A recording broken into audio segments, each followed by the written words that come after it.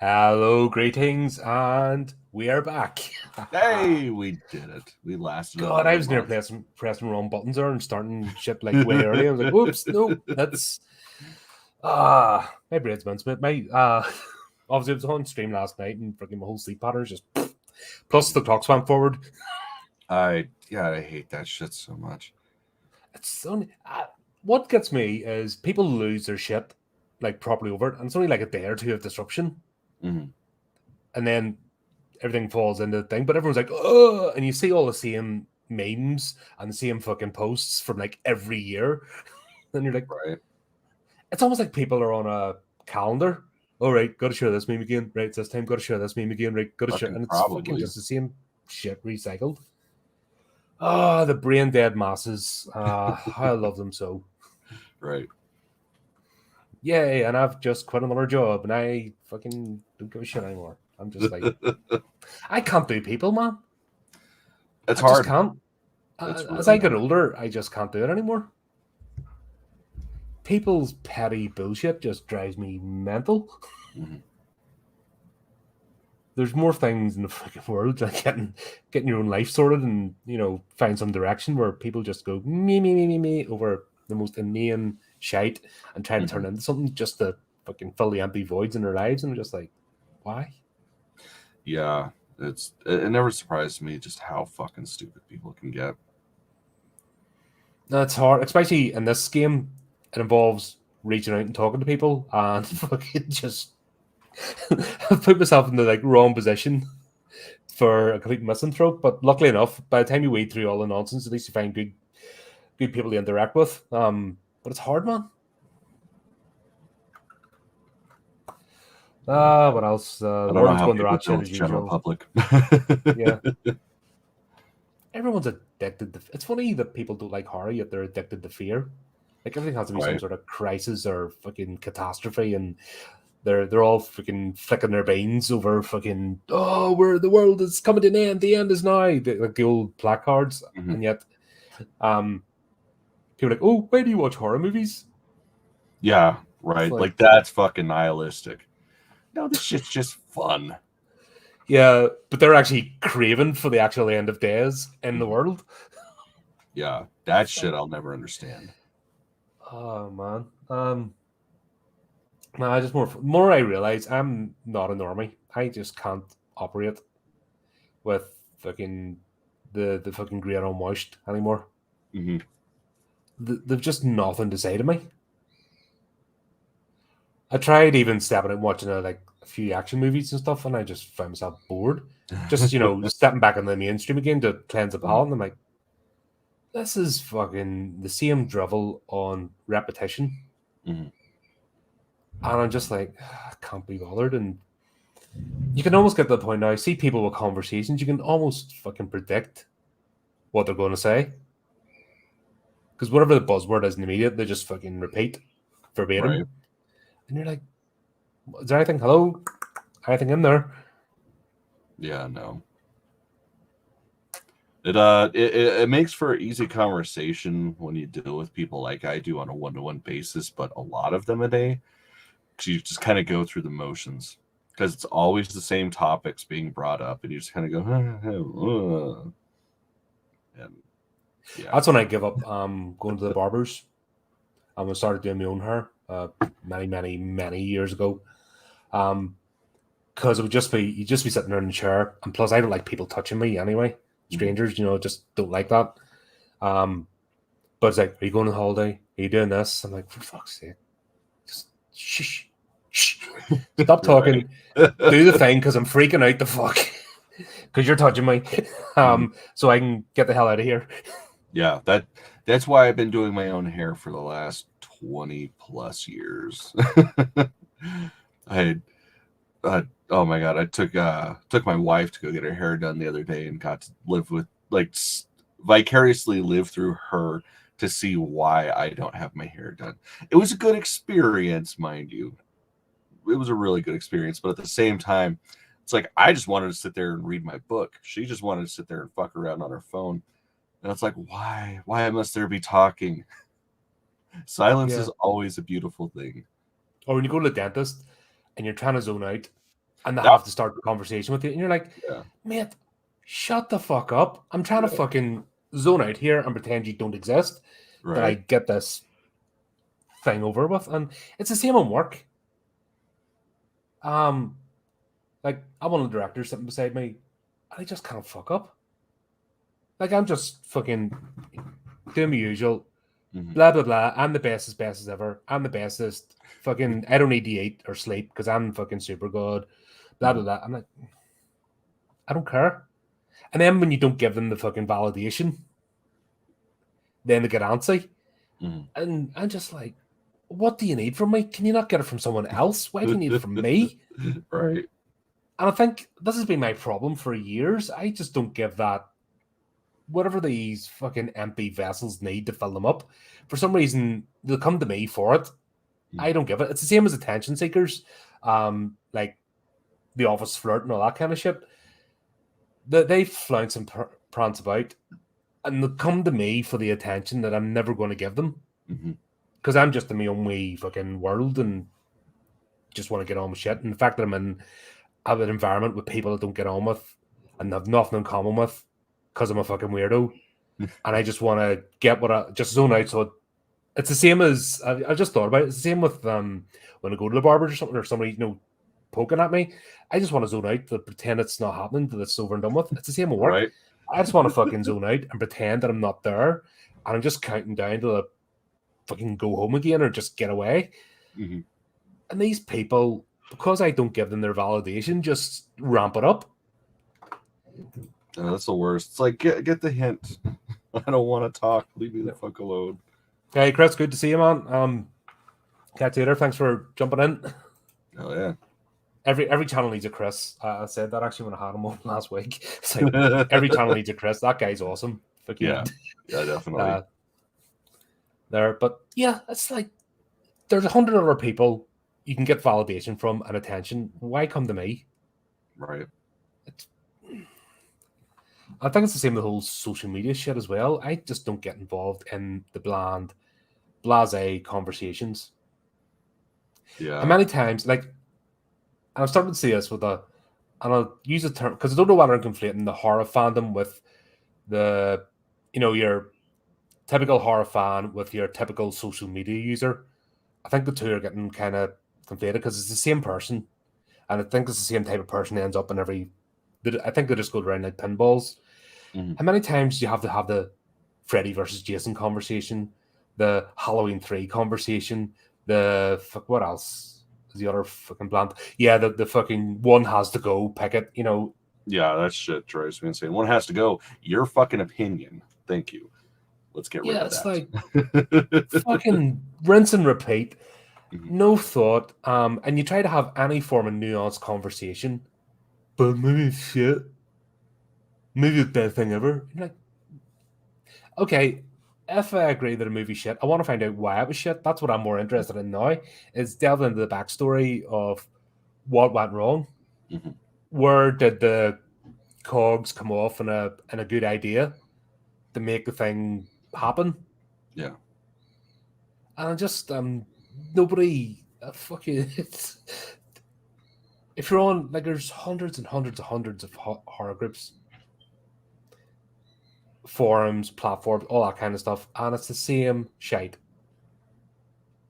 And it's just like, I'm getting bored. Sorry, this is just it's just something that's been bugging me for a bit, because you try to go on the escape, especially when shit's going on during the day, and you're just meeting the same sort of bland people. You're like, who are they, behind the fucking avatar?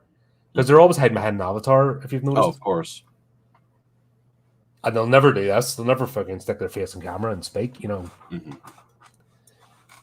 just like, come on. There's a reason why fucking horror gets a bad name. It's usually because of dipshits like that. But then that can be said for any franchise, I suppose. Yeah, definitely. Well, it's the shitty people are always the loudest. It's the fucking, for lack of a better term, the normal people in the fucking fandom. They're the ones that just shut up and enjoy it. Or don't. Yeah. Yeah, that's the, what I mean? Usually people, all right, didn't quite fancy that, but fair play to you for doing it. And they toddle on, but what I'm getting sick of, I think, is that these loud-arsed dickheads are pushing everybody else away. And there's no motivation. If I wasn't doing this podcast, if I didn't have connection and real world connections, I wouldn't be on social media. Because there's nothing there for me. It's shit. Yeah, I would stick with TikTok because that's just funny cat videos and people getting hurt. Like No, because it you knows my get the sense of fucking humor. shouty people. No, man, that's the nice thing about TikTok is it finds your algorithm and it just sticks you in your corner.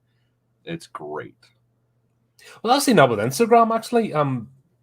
If you go down the fucking timeline, if you ever log into the channel, because I don't bother with my own because I wouldn't use it. But if you look at the channel, all you see are fucking bird videos and fucking daft animal videos, and you scroll down the main page. It's when you hit the what do you call the magnifying glass to find the random stuff. That's when all the freaking weird crap comes on.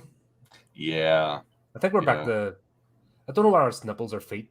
At the moment, they're kind of transitioning between the two. We had the panties because you notice there's a fucking trend with certain the all the Insta hoes. Yeah, and it goes from panties, feet, nipples. You know, the loose shirts poking through, and you're like, oh, here we go, we're back to this again. And even when they're fucking hoeing themselves out, it's just a fucking repetition. Oh, this is trending right now. We've got to jump on that bandwagon, recycle the old pics. You're like, but yeah, just I'm done with fucking people shit. That's fair. But we try to bring some positivity. Fuck yeah, we do. Try and find the right people, get them together, get their work out there. I had a great chat last night with the Australian director, Dick Dale. It was a good laugh and just ended up going for near 2 hours, just going off on random shit. And that's the sort of people I want involved with the show. People with good, fucking good nature, not up their own arse, just want to create good horror, whether it be serious horror, have a laugh horror, it doesn't matter. Just fucking, I want to see the passion behind creativity, not pretentiousness. Yeah, absolutely. But there you go. Okay, I'm brave. No, I think that was a pretty light rant for that's all right. It was actually monthly episode. I'm actually in a good mood. I think because when you remove toxicity, and yeah, I'm disadvantaging myself, but at the same time, I don't know, man. It's better than taking care of one's own mental health. It should always be a priority. So I don't think you're necessarily disadvantaging yourself. I can live with being broke. Yeah, I mean, fuck. Honestly, I can live with that. I don't need the shiny things. I like shiny things, but I don't need the shiny things. I can, as long as I can put my passion into something, keep myself in reasonable fucking living condition, I'm good. As long as my birds are taken care of. Yeah, of course. That's always number one. Yeah, as long as I'm not being neglectful, I'm good. But I don't know. I'm just sick of bouncing around at the moment. Fucking, and just with all this shit, it's just like I said, the herd. They're pre-programmed. They don't think. They just chant the words, and if you don't chant the words, you're the other. And it's been like that since the dawn of time, since we crawled out of caves. Right. And everyone's talking about being enlightened, and like, no, we're less enlightened than ever. Right. Yeah, it is definitely not a good path. No. I mean, the only good thing is that at some point the pendulum is going to swing the other way, because it always does. I mean, of course, it's going to be kind of rough to deal with that side of things, but it'll be refreshing at least. Yeah. You don't want the pendulum to swing too far, because both in both extremes have. You don't want the lunatics on the asylum, and that's where we're getting into danger. It's when the fucking ideological fucking loonies get the upper hand and get control, and it's always the shit people. Oh yeah, of course. It's always the shit people. It's never the fucking meritocracy. It's always fucking the dross who can't achieve anything any other way than weasel themselves in under some banner, and that's either side of whatever. And I'm sick of them. I'm sick of. I think I'm just sick of busting my balls for other people That's and watching other understandable. people just coast along. It just grates me. And it's same as this channel. You try the amount of work and the amount of fucking networking we've done with this channel, and we're growing so slowly because they want people shouting at each other. That's what fucking gets the clicks. Mm-hmm. The fucking, and that's why I'm saying all the fucking generic memes and shit. If we were to post all that dozy shite, we'd be fucking top of the charts. Oh, absolutely. But fuck that. If I would start doing articles, if we started like writing up articles of the same shit that's been done 100 times, I did features like that, we'd be fucking top because I don't get it. People just want to. No, I mean, we could talk about the Nightmare on Elm Street franchise. Do the fucking let's do a biopsy on Freddy, and everyone would love it. Let's do Jason and fucking just do the same shit that's been done 100,000 times, and everyone would just lap it up. Yeah, of course. We talk about the real shit. We definitely will be today. Yeah, well, let's let's dive into some movie news. Hell yeah. Does that work better? That Or pulls does it that work up. better? What do you prefer? I mean, I got it pulled up right here, but it doesn't matter to me. Yeah, just more for you. I will do that. That looks all right. So that adds a lot of brightness to the screen. Makes me look nice and tasty. So this is from Screen Geek, Mhm. and we talked about this when we did the Smile review. How it could move forward, and it looks like there's a Smile 2 in development. So that movie did really well. Yeah. And yeah, we kind of disagreed in a few bits about it and how it was executed. But all in all, it was an enjoyable movie. Yeah, It was refreshing. it was fun. It wasn't amazing, but I would watch it again, and I definitely looking forward to the sequel. I think though, the sequel, because you talked me into it, I think the sequel needs to go the way you said. That would just make sense. So like basically, it's falling on straight on from the boyfriend. He staggers out of the cabin, and then he's got 48 hours or is it 48 hours? 7. No, it's a week. 7 days, yeah. 7 days, yeah, it was a week. Yeah, you wouldn't get anything done 48 hours. 48 hours, man. That'd be like some fucking Crank stuff. Oh, God. There's a fucking action film for you. Yeah, I've seen that on Crank 2. Like, oh, man. Crank 2. That's when Jason Statham was fun. Yeah. Well, God, I love that era of Jason Statham. And Crank 2, that was just beautiful. Like the stupid shit they did to make it, and then having a fucking Uncle Lloyd cameo, like that was a perfect action film. Yeah, but no, it's all like I'm saying. I was even talking about it last night. The more I sort of delve back in the mainstream and just see the shit being produced now, I'm like, nah, I'm sticking with horror because at least if a cheesy, slocky film appears, I know there's some love behind it. Talking of which, we have some movies to watch. I know, right, going on the first tangent already, but our good friends at 7th Street Productions have reached out. And I think we're going to have to do that review this month. So what is it they want us to look at? It is The Haunting Conjuring the Beyond. Conjuring. Yep, which is about sleep paralysis and sleep paralysis demons and all that good stuff. And I think we've got the return of Captain Turtleneck. I fucking hope so, goddammit. I saw that angry gold chain. I'm like, could it be? Could it be? But there is somebody. This is what I'm talking about, the good nature. I need to try and get him on the show because we tried to arrange it once and then didn't happen. But we fucking ripped his movie apart. We tore into it. I mean, we were merciless. I think that's the worst both of us ever been about a movie. We fucking didn't. We didn't hold back. And what was his response? Oh, do it again, do it again. Right? Yeah. I'm just like, sir, you're a legend. Awesome. You are an absolute legend. Yeah, that's definitely somebody that knows how to play the fucking game. And that's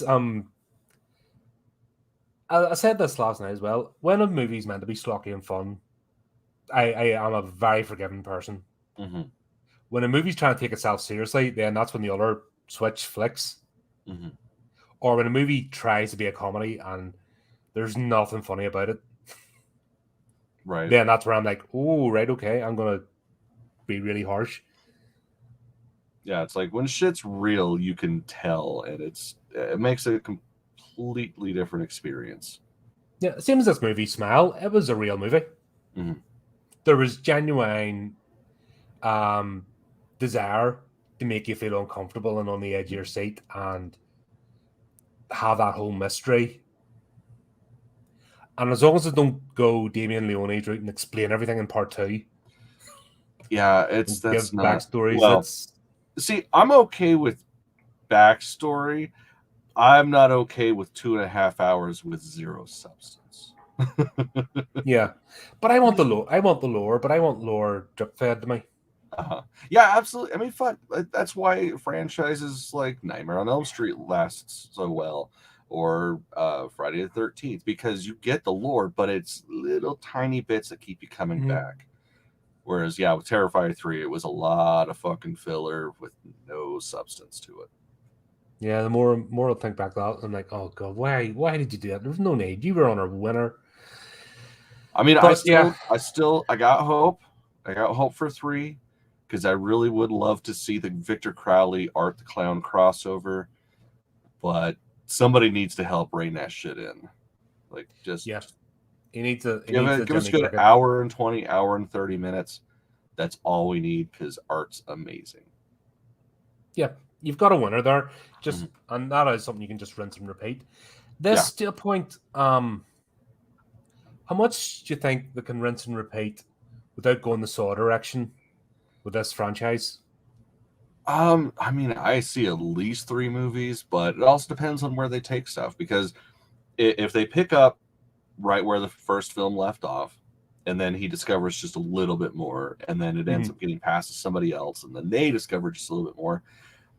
I feel like as long as, because we know that the monster ultimately is going to change with each person, because it's the person's demons that they're dealing with. Yeah, That keeps it fresh. Mhm.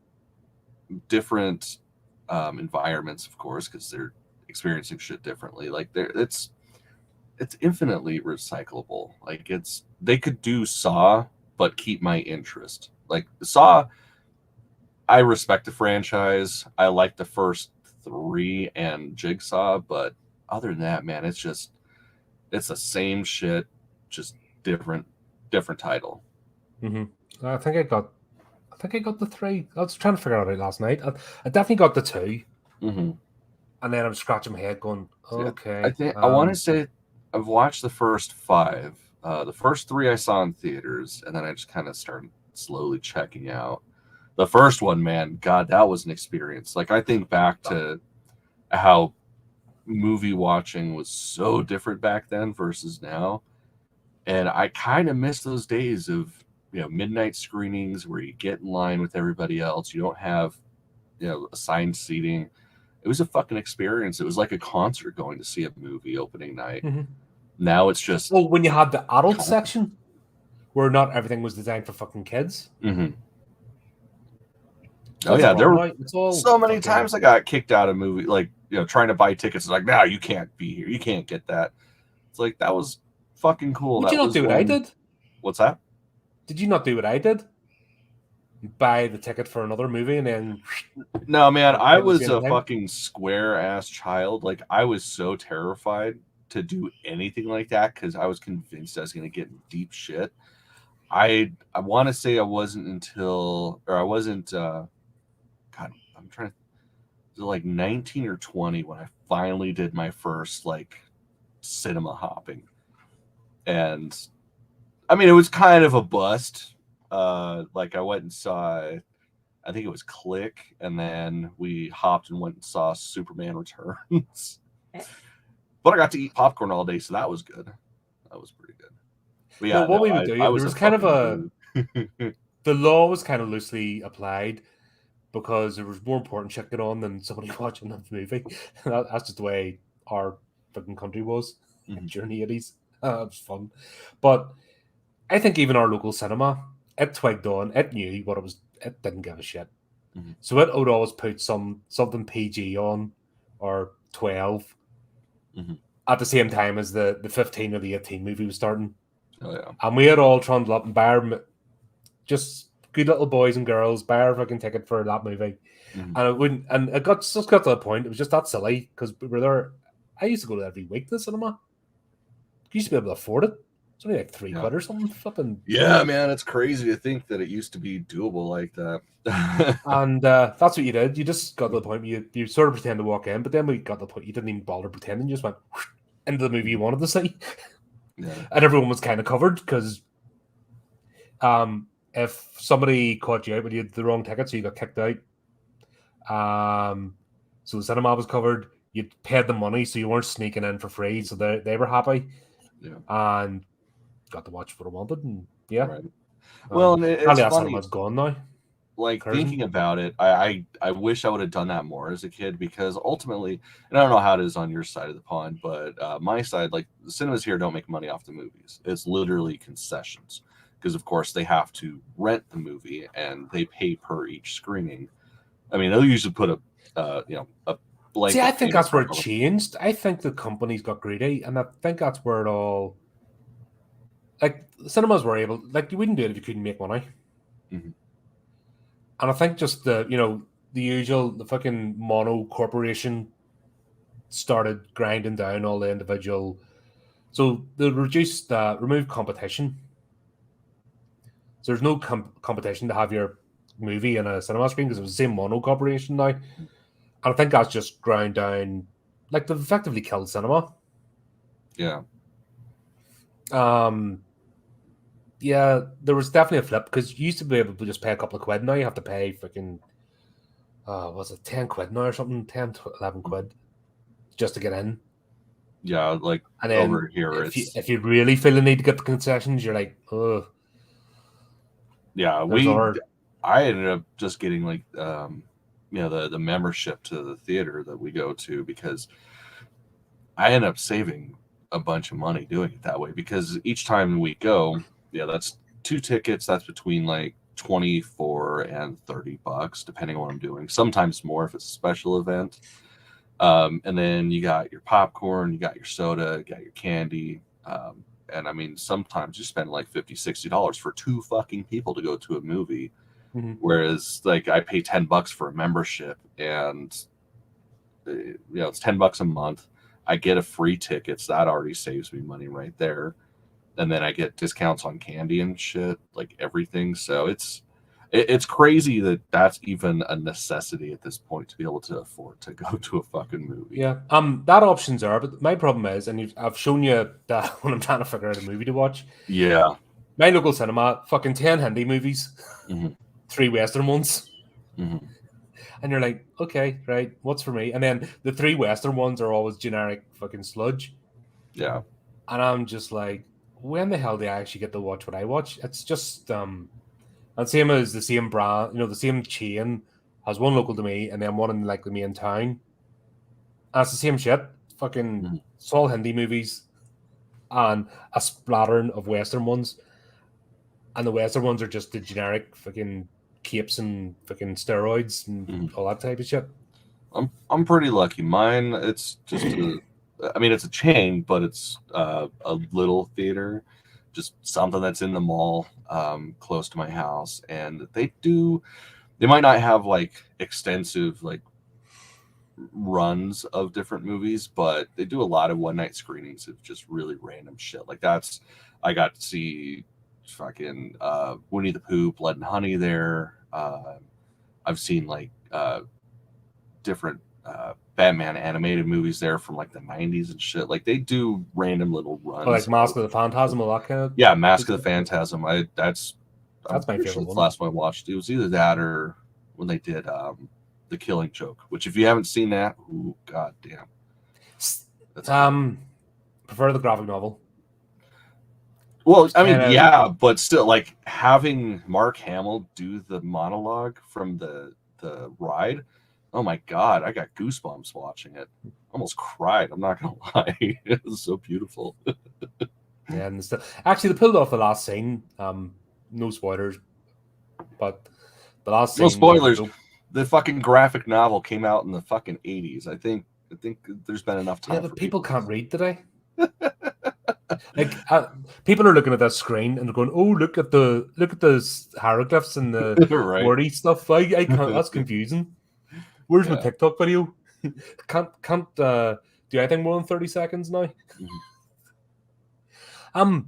So there's no plot reveals for this, Which is smart. and I don't think they need to fucking describe each turd that comes out. Like, just let us discover a fucking movie when we sit our asses in the seats and see it. Like, I hate that whole Disney model of spoil it for everybody. That way they're in the seats because they know what to expect. Like, fuck that. I don't want to know shit about a movie before I watch it. yeah, that's kind of defeats the purpose. But they've got Parker back in anyway, so the same director, so it'll have the same sort of vibe to it at least. Mm-hmm. Because nothing worse when they keep changing. Mm-hmm. Well, and I mean, he's the original writer of everything, so it's like, Yeah, why so it's wouldn't he good to be back? see the same vision coming along. Mm-hmm. Here we are. This is I thought it was going to be a good article, but it's a fluff piece. Yeah, it was. I mean, it's bloody I'm getting disgusting. worried. Like, I'm it's. getting worried because I these have. fluff pieces are pushing so hard. It's putting I. me off. I don't know, man. I've got like zero expectations other than I feel like it's going to be fun. Like, as long as I get what I got in the trailers. I haven't seen the new one, but like all like the other Red Band trailer. As long as I get that, I don't give a fuck. Like, it does it feel like it's Evil Dead? Not really. It feels more like the um, what was it, 2013 Evil Dead. But even then, I liked that movie. I thought it was fantastic. So Do you know even if if they I hadn't? get Now that I think that, about it, I'm because okay. we reviewed. In fact, that's one of the ones we lost a bloody review for. Hmm? Because no way all it. Remember, we were doing streams and then would lose the video. Oh yeah, Do you remember that whole shit we went through for about 3 months? shit, And three the thing months felt like streamed, people a were able to fucking watch it, year. and then it went to YouTube and fucking disappeared. And Mm, then, do you remember we ended up with like 10 minutes of actual because when it streams to the platforms, it saves. mhm. That's what this platform we're using now is amazing because at least Yeah. you can click straight away off this and the video's there. And if it doesn't go to the platform, like last night, Facebook decided to arse up, Mhm. wouldn't stream out to Facebook. Um, at least you've got a backup. Yeah. Where Yeah. No, I we were remember doing having these streams, some we really good just discussions for like 2 hours, and then the video pops up on YouTube and it's like, huh, 3 minutes. yeah. Motherfucker. Oh god, yeah. So we lost Evil Dead 2013. Sadly, I'd revisit that one. I would redo that episode gladly. I think it might be worth it because my thoughts are they try too hard to make Maya Ash by almost going beat for beat with some of the scenes where there's the opportunity to make her own character. Mm-hmm. And then they torpedoed it out of the water because then what happens at the end? Bruce appears, fucking groovy, Mm-hmm. Ash versus Evil Dead, and everyone, what was that remake? What? fucking, fucking torpedoed it. Never Dude, to I be thought that seen was the again. only proper way to end it. Um, that was like, fuck your girl, boss.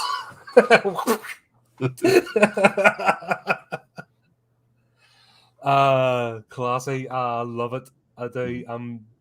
That was especially with the whole culture and just once again, it's just a fucking badge that hide generic tripe.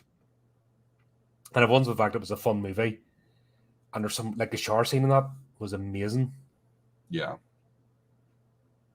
Like Yeah. I mean, making that I horror, like it's been a while since I cringed.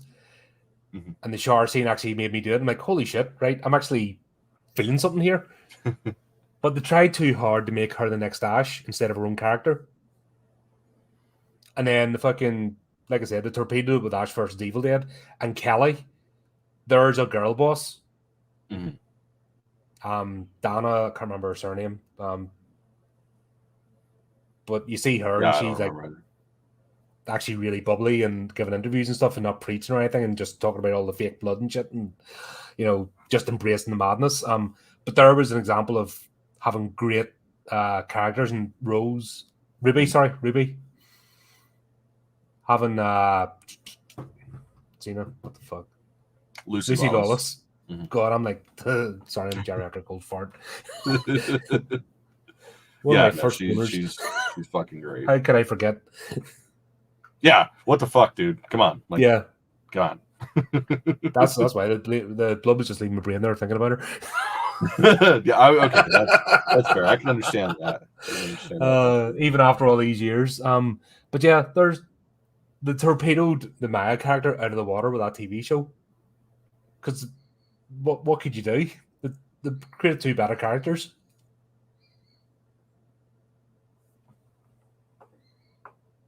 What? No, you like? Yeah, that's true. I hadn't really thought about that.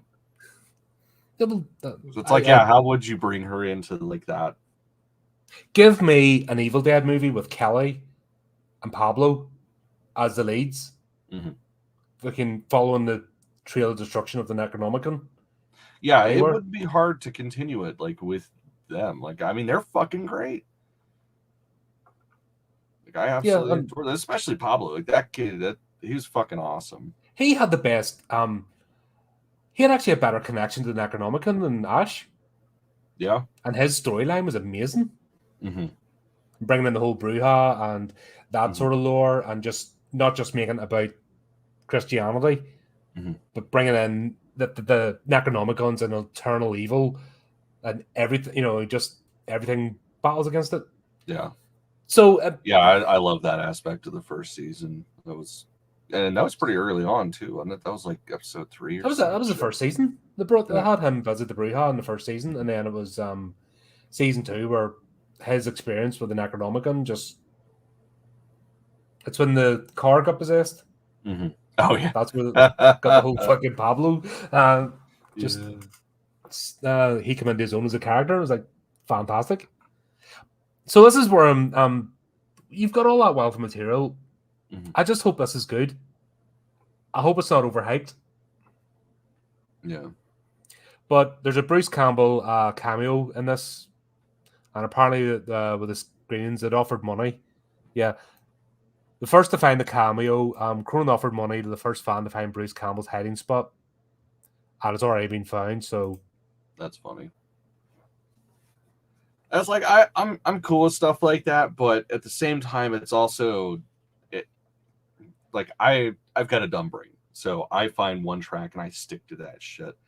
So the fact that there's a cameo in there and it's a hidden cameo, like that's all I'm gonna be doing with the first. Like, I think that's everybody knows. Yeah, just scanning it. Right, yeah, it's just like watching a Joe Lynch film. The whole fucking time I'm like, "Where's that goddamn Ewok?" Like every time. I mean, it's easier in his episodes of the Creep Show, like, but yeah, his movies. It's always like, damn you for making such a good movie. Why can't I do anything but watch that? No, I'm trying to find a fucking Ewok. But once again, this is where the normal access, like, I've given up on a lot of these websites, like Bloody Disgusting, for actual news. Oh yeah, it's all fluff with them, unfortunately. Just fluff by interns. And the fact that they're trying so hard with us is making me wonder what's wrong with this movie. Well, it's like, I don't know. I don't want to say this shit because, of course, I haven't seen it. So, gotta give it a chance.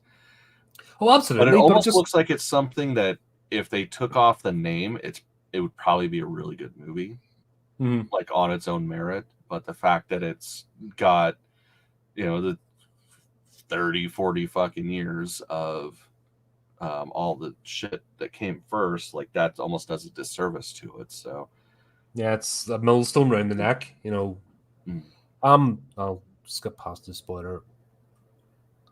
But Cronin, so Sam Raimi's basically left him alone to do it, but he's been on hand. Mm-hmm. So that's encouraging. So it sounds kind of positive. He's let him do his thing, but when he's had specific questions or something, he's been in the hand. So that's just hope it's a good it's a good collaborative experience, and we just get a good movie. Yeah. Well, that's my concern with it, because it's like that can go one of two ways. Either the motherfucker's gonna know the franchise inside and out and do a lot of justice to it. Maybe reach out to Raimi for like little bits of lore, but the other one is just like, dude's doing his own shit. Raimi every now and then's like, "Hey man, did you do this?" He's like, "No, fuck you," and that's the part that scares me. Mm-hmm. Yeah, because the thing is, he's only got one movie to his credit, and I watched it, and it's not giving me vibes. It was a decent enough movie. It was a good generic horror, but nothing was jumping out at me. So that's kind of where I am with that. It's like, okay, decent enough generic horror. You got your drone shots, you got your atmosphere. It was a bit like The Descent. Or like in the movie that the whole it was that sort of vibe. Gotcha. But I wasn't seeing Evil Dead, or I wasn't seeing the potential to dive in. Now the trailer, I'll say the trailers have given me a bit of hope. Oh yeah. The trailer, it gives me exactly what I feel like I need from, well, the trailer of a new Evil Dead movie.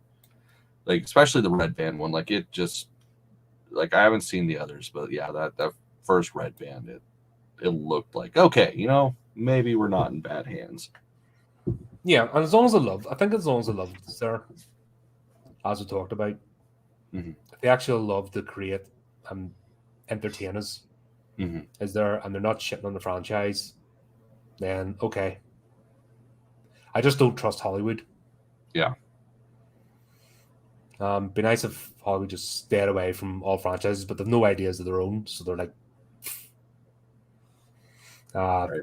They have to do this because they're fucking nothing in the tank. Well, that's why it's so disappointing too, because sometimes it works, and it works so well.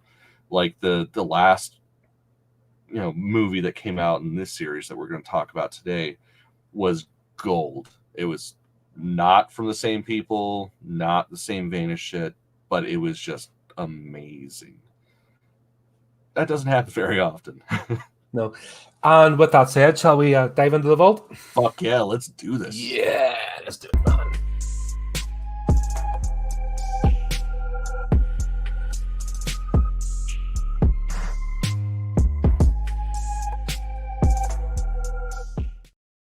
This is one I am so fucking excited to talk about.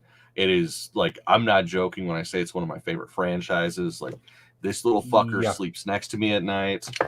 I listen to the music, even though it's not good. And so much so that I got a tattoo of one of the worst movies in the franchise.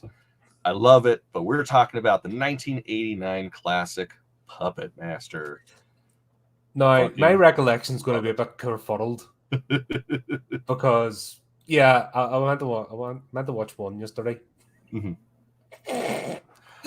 5 movies later, I'm like, fucking. I saw that shit and I was like, yes, that is. I could not because I queued up the channel and the Puppet Master 2. I'm like, well, I'm here now, and it's about to fucking play. I'm like, well, I'm in for the dive, you know what I mean? And then fucking 3 and then 4, I'm just like, oh, okay, I'm here now. But I'm not going to bed anyway because I've got a stream. So some of them, man, like, I mean, I will say, like, the one downside of the franchise is there are a few movies that are just literally like recaps, or even like the first 30 minutes of the movie's a fucking recap, because that's something that happened a lot in the continuity is. Oh, the continuity is terrible. Like, none of it awful stands together at all. But it almost works because they change it up just a little bit each movie that comes out.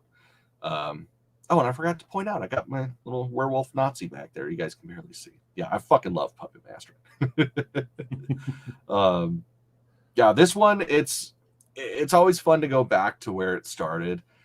Just like, this is classic Charlie Band shit, little killer dolls, wacky like upbeat music, like you would. That's And any other franchise that's trying to be serious and scary, it wouldn't be so bubbly. But I think that's why this gets away with a lot of the dumb shit that it does, is because you get that Richard Band score, and it's just so upbeat. and it just complete. Yeah. Like, this is a gruesome movie. That's what gets me. Mhm. This movie is gruesome, Mhm. and yet you have the upbeat music, and the sound effects are so cute and fluffy. Oh It's yeah, like a fucking Disney movie. yeah, yeah. It's like this is what they used for fucking their idea for like Toy Story. It's Yeah, like, what would happen if we did that but didn't kill people? and that's just the madness of, and I don't know why is it so addictive. Like, I don't know how many times I've watched this bloody franchise. I've missed about 2 movies, which I'm going to track down.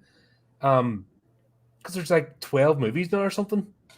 Yeah, yeah. So there's like I want to say 11 in the OG series. Then there's And that then you Puppet got Master X or something, which is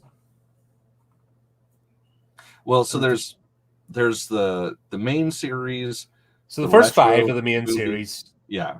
Then you got the retro, and then you got the 3 arc of the Nazi puppets series, which that's one. So anytime we go through this, it's very easy for us to go through most of them, and then for some reason we stop at the Nazi stuff, which I don't understand because the shit's great.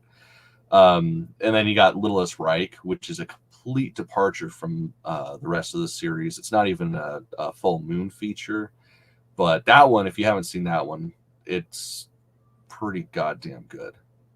I'll see me, you know. Oh, and then there's Blade. Yeah, it's gonna happen this week. I know it. Hell yeah. I've got time, man. So,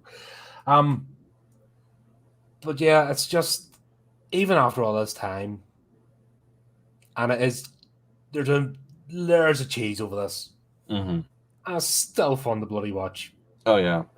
Well, it's like everything is so over the top that it makes up for, like, you know, when you see the seams.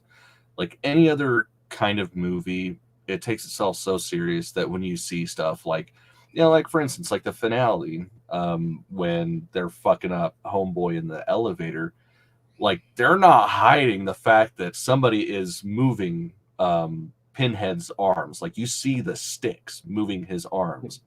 It's not hidden He at is my all. favorite puppet because they've actually got human hands. Mm-hmm. And it's, I don't know, there's something just grotesque and brilliant about that character because he's actually got, it's a pair of human hands that appear, and the way they've done it with the puppet is just, yeah, it's such a easy trick, but it works so goddamn well. Yeah, I was a few years back, before people started going their own separate ways, I was supposed to actually do a group costume project for one of our conventions around here, and that was who I picked. I was pretty excited because I was going to be Pinhead. I fucking love that guy. Never happened though. It's a shame. It's funny because Toulon is almost a side character in this. Mm-hmm. Like, you know, the puppet master himself is just a footnote in this story. Yeah. Because obviously it starts off, for those that have not seen it, it's like, how can you not? There's so many ways to see it. You got to check this franchise. It's one of the classics. Yeah, it's fucking great. I want that case. That's what I was trying to find. Size, I want a full size Puppet Master doll case, and I've no room to put it, but I'll squeeze it in. It doesn't matter. Who needs a fucking... It'll sit precariously above my head, you know, ready to fall and knock me out at any time during the stream. But I'd be like, aha, have one, dunk. See, I've got one. It's not full size, but there was, like, if you went to Full Moon features, I think they still have them occasionally. But yeah, there's the Toulon box, which is the entire series, ending with like the Nazi trilogy, all in Blu-ray. Even comes with a little Blade doll. It's fucking awesome. It's probably one of the coolest box sets that I have. Show off. Yeah. Did I not mention at the start of the stream I'm broke right now? Yeah. That happens. I mean, hey, I'm fucking poor too, but it's because I buy stupid shit. That's it. It's like I just bought stuff for our next Clive Barker outing, and I'm like, I didn't need to be spending that money this week. I'm supposed to be fucking reevaluating and stuff, but needs Your must. priorities. It's pretty Gotta do it. Yeah, I said more work went into the actual carrying case. Like that's a character in itself, without a doubt. But it's weird to start. There's a cutesy, wootsy sort of love thing going on between the puppet master and the puppets, and he's creating Jester, which annoys me because 2 movies later he creates Jester again. You're like, huh? Yeah, it definitely it doesn't stick. Like they go all over the place with these characters. Yeah, you kind of wonder what's going on because that's the only disappointment. If a tight storyline, this would be just untouchable. But it's still fun. I mean, I would still argue it's pretty untouchable, but well, like I said, you can't just watch one. You have to fucking just go balls deep. Yeah. And I before I even realize I'm doing it. Like it's not like I watched this movie and went, well, that was sucky for back then. Like I want more. Well, and I think it also helps too that this is a day and age when movies didn't have to be like 2-3 fucking hours, so it's very easy to binge through a couple because they're like 120 minutes, and that's if you watch all the credits. If you don't watch the credits, that's it's like 110. Like that's not that bad. You can get through it. But yeah, we see Toulon. He's bringing the Jester to life, and it's Blades, the one that's running. We find out. And I just love the way they had to do the piano, freaking ding, ding, ding, because everyone leaves grand pianos with the case open because that's the dumb thing. Nobody ever closes the cases. Yeah, it's like you don't need it open. It's built acoustically to sound fantastic with that closed. But blim, blim, blim, and run about. And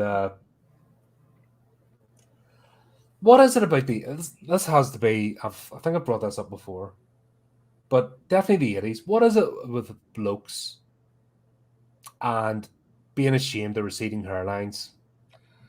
Because we see comb-overs, we see fucking rat tail ponytails, we see every method of hairstyle in this movie to hide baldness. Yeah, I don't get it, man. You may as well get a neon sign. Right? Yeah, just draw a fucking arrow on your head saying, this is where I'm bald. It's like I'm at the point in my life where it's like I don't know if my hair is thinning out or if it's just there's a weird spot on my head because of the shape. But it's like I got one dread that I keep an eye on, and it's like if the roots get thinner on this, I'm done. No more hair. That's like that's fine. What's wrong with being bald? Like fucking it's easy. You don't have to do your hair in the fucking morning. Yeah. Instead, these guys got like manes. There's a bit in the back here. When I did have a big fluff on top of my head. Once I saw that bit at the back, I'm like, nope. Done. And that was, God, 20 years ago, probably. And I just didn't look back since. Never shed a tear. It was just the initial shock of what the hell's that? Okay, not doing that. Just going with it. Well, it's funny with me. Like these stars right here, I was starting to get a bit of a receding hairline at like 18 or 19. So I hit 20 and I was like, fuck it. I'm gonna get some stars right there. I kind of did basic math and figured out where it would be in a couple of years. And I was like, I'll put those right there. That way, as the receding hairline continues to recede, those will be placed perfectly and it'll just look cool as shit. As soon as I got those fucking tattoos, stopped losing hair right there. I was like, whatever. I guess I'm shaving right there. Yeah. Vanity's a great thing. It's just, and you just wonder if it's in line with their characters or is this the actors going, I can't face the fact I'm going bald, I don't know. Yeah, I don't get it. But after the initial story, like Toulon He's creating the puppets, then he's hiding them because the Nazis are coming for him. Yeah. What is that style of pictograph or movie? You know when you basically use a painting? Because that hotel is done in that old style, like Krull and all that kind of stuff. We have the painting backdrop. Yeah, the matte painting or whatever. Yeah. Is there a name for that or a term? I couldn't find it. I think it's just a matte painting. It's just matte painting, and pretty sure. Because you start searching matte painting, it just goes into all sorts of random tangents. But I miss that style. There was something really artistic about creating those scenes, especially when it had to be an imposing hotel over a cliff or something fantastical that couldn't really be replicated in real life. Yeah. I don't think CGI has managed to replace that. No, it's, well, like, for me, it brings the fantasy to a different level, because it's like you subconsciously you look at it and you know it's not real. Whereas with CG, it's like the whole point is to make it look as real as possible, so it almost like dumbs down like your expectations or heightens them. Whereas like when you see something like that, or like Wizard of Oz, it's like Wizard of Oz, Mary Poppins, shit like that. It's so over the top, like a stage that you accept things, and it just it heightens the fantasy a little bit more. So I feel like that is definitely something that's missing in cinema. It's weird because I can suspend disbelief better when I say that. Yeah, of course, because it's like you know at that point fantasy. Yeah, I don't know if it's an age thing or what, but CGI, especially badly done CGI, takes me right out. But I know this is a painting, but I know as well it's been somebody has then painted it. They've got color palettes, they've put effort in, and they've blended it in to the scenery. And I kind of know that there's been love and attention. Yeah. Where I can't get that same feeling from a modern special effects. I instantly associate it with laziness. Yeah. And I know it's not fair. But when I see something, it's the thing is, it's laziness on the studio's end. It's not laziness on the artists that actually create the CGI. Like, yeah, that's what I'm saying. It's not fair. Artists, but yeah, it's lazy on someone else's part, not the individual creating it.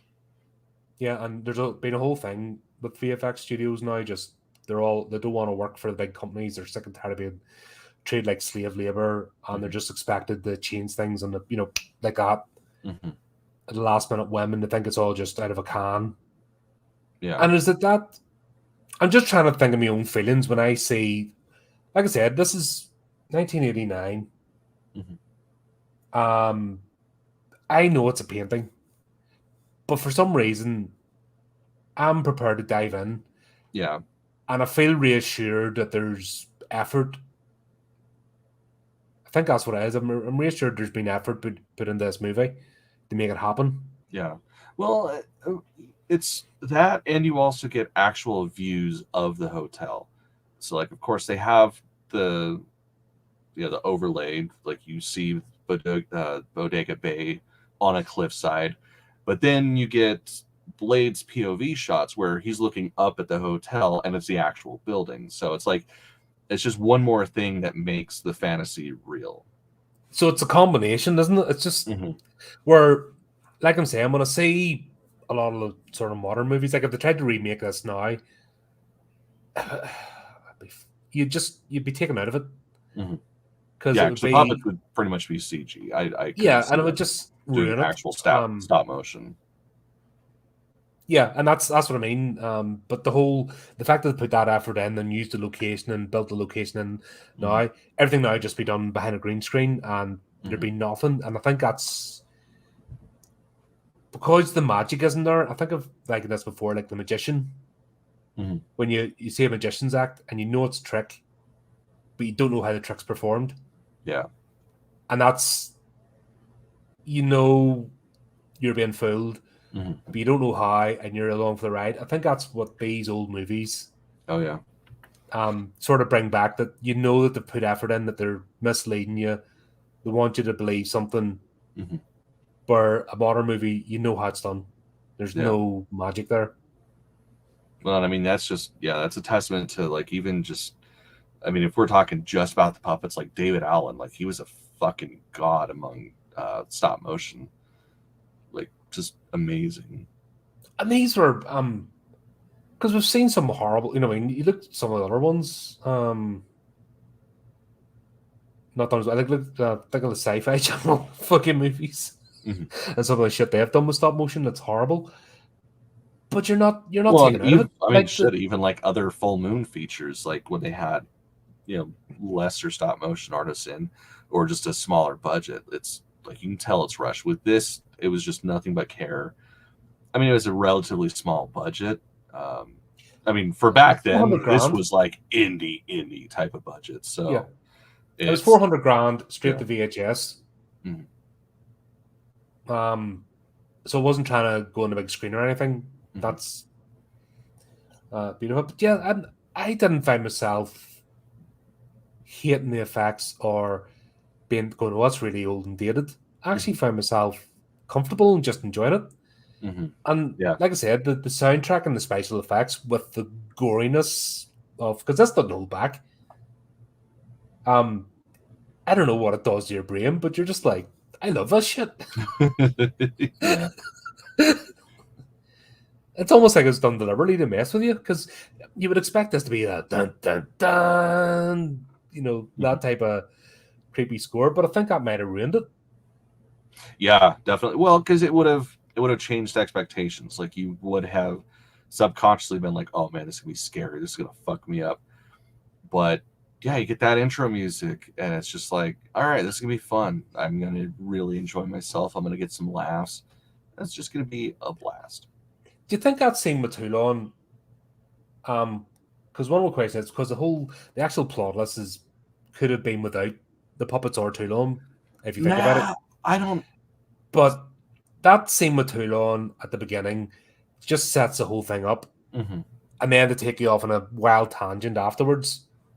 Well, I Um, mean, it still stays pretty true to the whole reason why he was there and what he was hiding. yeah, because that gets revealed later on. But Mhm. um, the whole nature, like the good, I just love the fact Blade's knocking on the door with his hook, Mhm. and he's all like, "Oh, come on, my friend," and you're lulled in this false sense of, "Oh, this is going to be a sweet movie." Yeah. And I think that's what it is. And then Mhm. you get the first shock where he just blows his brains out in front of you. Like, okay, Mhm. right. Um, Yeah, good stuff. there's because I was half expecting him to be dragged away, kicking and screaming sort of thing, quietly and never to be seen again, or that was the whole plot. But he just casually sits down, and this really sweet music is still playing. And he just blows his brains out, and you're like, Yeah, it's so all good. right, okay. Yeah, it's like perfect setup of what you can expect with the movie. Yeah, and that's why I said it messes with me a bit, and I love it for it because it's Mhm. like I'm trying to think of another. There's like another B movie that used that sort of sweet music, I mean, pretty much but insert any full moon feature from the late 80s to early 90s. probably I probably watched a lot of them too.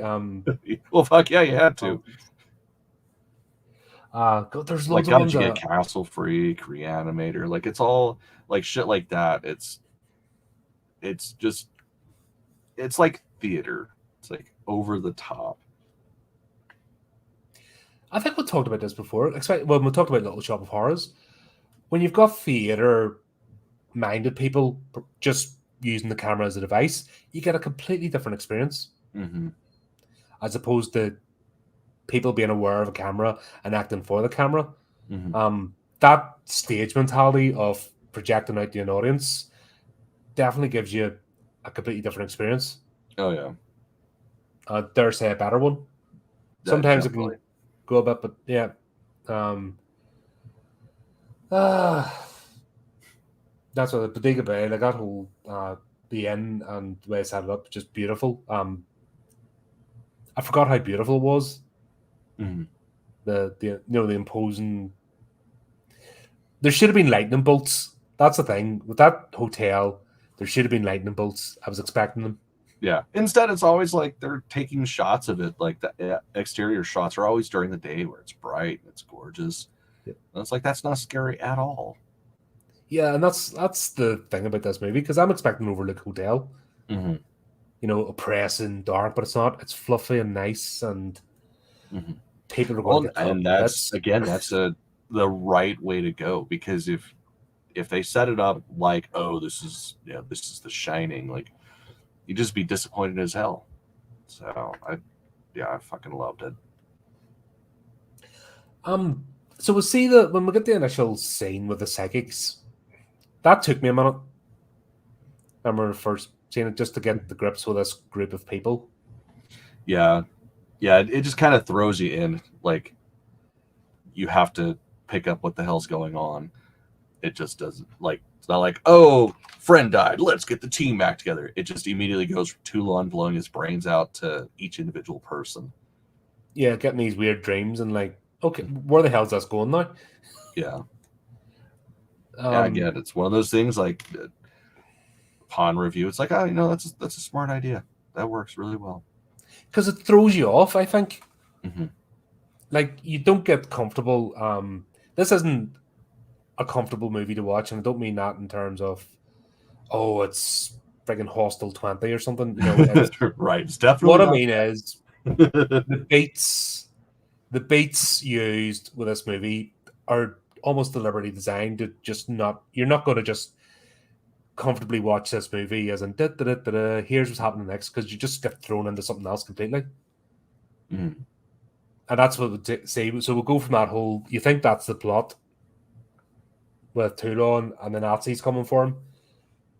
Then we jump to the psychics. And you see them going through. The cringiest scene was the fortune teller. Yeah. Yeah, well, I mean, fuck, man, you got to get that Barbara Crampton cameo in there somehow, right? She's just struggling through that tarot session with the couple. Oh, yeah. But your grandma. No, your grandma. And you're like, okay, we've got, and you just see these two lapping it up, and you're like, okay, that's. I fell for. I was like, have you not done this before? I thought you were experienced. Mm-hmm. And then the whole point is she's doing the fakery shit, and then the real thing happens. She's like, oh shit, right. Yeah. And the best part is they're just sitting there the whole time, like, what the fuck's going on? Yeah, did you buy into Frank and Carissa as the kinky couple? No, it was like over the top. It's like, you guys are like the fucking ones that are like, oh, we're so kinky because we have sex all the time, but they're like socks on, lights off, missionary type of people. Yeah, and that scene when they're doing the psychic read and the, oh, tell me your deepest, darkest fantasy, you're not getting this. I just wasn't feeling any titillation. Mm-hmm. Oh, yeah, she's so naughty. Oh, she's naked in her dream. That's naughty. It's like, yeah. Do you remember we did the review, the Hammer House of Horror? You know, the house that dripped blood? Mm-hmm. And do you remember the couple that were watching the other couple and they're like, hee hee hee? Mm-hmm. I got more titillation from those two. Yeah, there's a couple having sex. Let's watch them, and they just went with it. And I got more from that short scene of two people coming across as genuinely kinky than these two who are being set up as. And I've noticed this as well with. Let's go back to social media again, but let's go back to some people we have known over the years that are so kinky and so out there. Mm-hmm. And the build up as persona, and they're the most boring bastards you'll ever meet. Yeah, I mean that's usually how it is. When you're trying too hard, it's like, yeah, you're compensating for something, and usually it's because they're fucking, oh, I've had sex loads of times, and they land their back and there's nothing there. You're like, well, you haven't had good sex, right? That's why you're rotting through so many people, because you fucking one orgasm would kill you. Right. Yeah. I just didn't bad at the start with these two. There should have been a bit more playfulness. But you get these two wooden planks. Like, there's no chemistry between these two whatsoever. Mm-hmm. And I'm like, Yeah, what are you trying to do even here? their sex scenes, man, there's nothing there. Oh, it's Nothing. like I said, Although I I just gotta come say, back to that Hammer House of Horror. I love their sex scene when oh my god, why did I forget his name? The drill head guy. Is it just Drillhead, drill yeah. head? Yeah. Yeah, it's Drillhead. When he attacks them and she's just going to town and he's got the sheets up to his fucking belly button. It's like, yeah, I probably know people that have sex like that. Yeah. Or do you know what I love? You know the sheets that go like this? So it goes up one side to cover the boobs and then just down the other side. Well, sheets don't work like that. No, But you not just unless gotta you love that manipulate that whole way. you just gotta love that whole I don't know, blandness. Because once again, this is, it's mainstream Hollywood. There's lines that can't cross, or the execs would be like having a shit fit. And we've talked about this before. Like it's the fucking most boring, blandest people that seem to be in charge of creative projects, and the two just it's a weird marriage. Oh, Like yeah. these two. Yeah, definitely. That's fucking weird as hell. Like they get off on each other, getting off on ghosts. That's like, I Yeah, mean, cool, man. It's whatever consenting adults do with other consenting adults is awesome, but yeah, they're pretty boring. yeah, just trying to be something you're not. I'm not saying it. No playfulness. I'm like, okay. But yeah, it's a strange bunch of people. It's a strange group. So they all get the vision, and the next thing you know, they get the word that Alex, no, not Alex. What do you call him again? Oh Who's my the one that god, why died? can't I think? Did I not put his name down? No, let's see. Shit. Drawing Steve, was it? No. Anyway, dude dies, Yeah. and they're all summoned. Oh my god. Okay, Literally. sorry. I want to do a quick aside. I was looking it up because I'm trying to remember his name. Google is fantastic. One of the top questions asked is the Puppet Master based on a true story? Oh fuck! I say that, and I'm like, but they do that all the time. Is blah blah blah. You're like, fucking Google, go away, go home. You're drunk. Right. Same generic bland questions. That's what I'm talking about. That's exactly the point I made at the start of this stream. It's the same bland, generic tripe, fucking repurposed. Blah blah blah blah blah blah blah. Fucking. And these fuckers want to rule the world, and you're like, can't even fucking organize your own lives. Leave me alone. Yeah. Fucking true. Some dipshit in Southern California is monitoring all social media. Oh, the dirty words. They're using expressions and have feelings. Fuck off.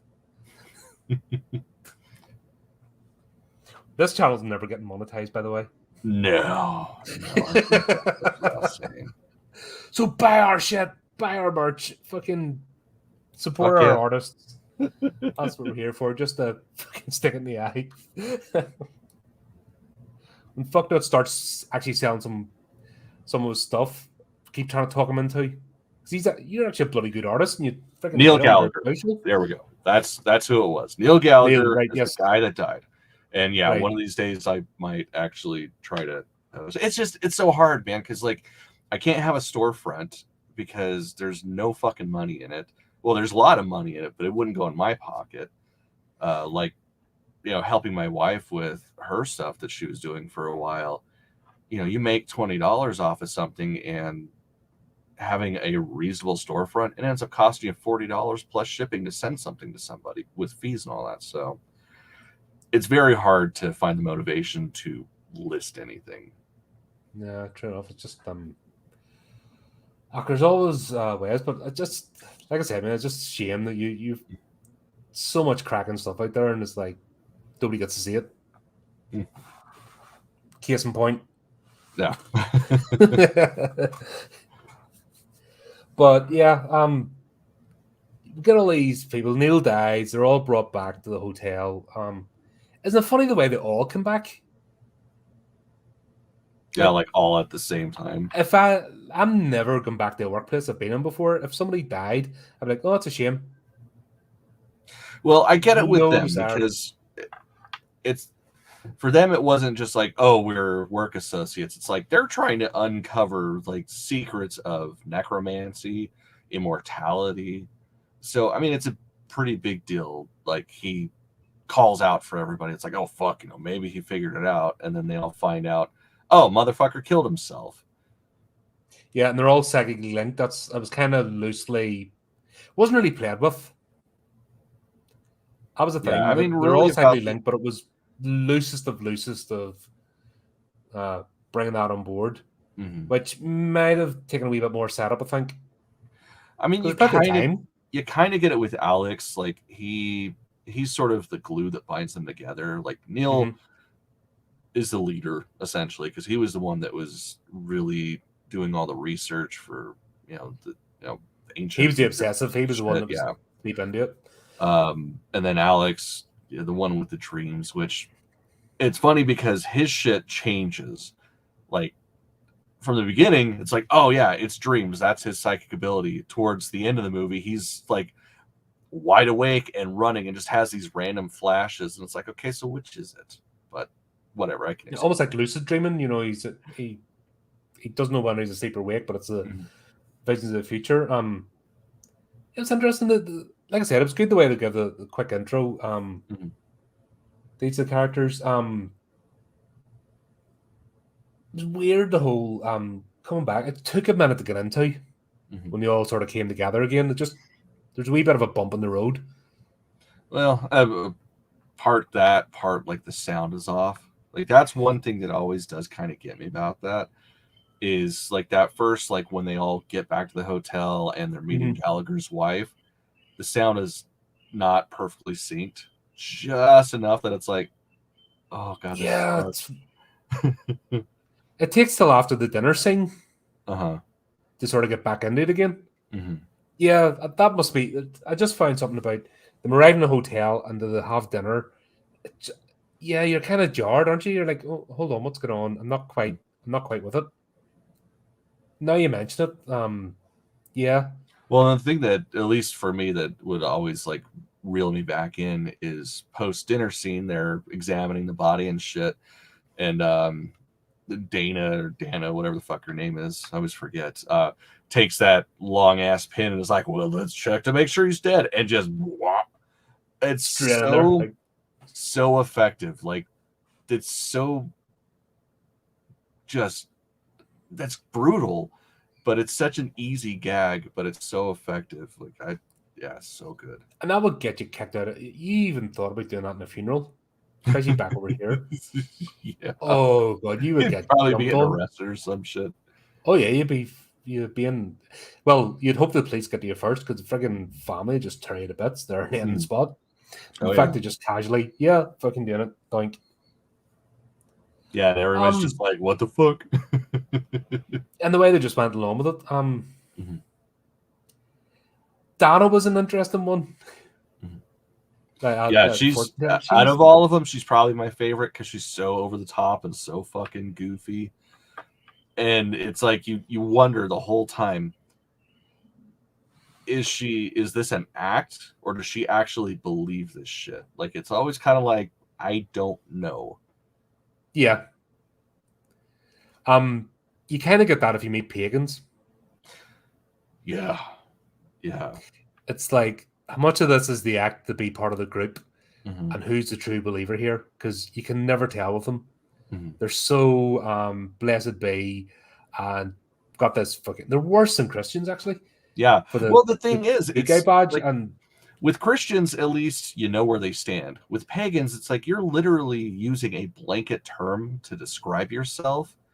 It's like pagan just means non Christian, Judeo Muslim, like you are a non Abrahamic religious individual.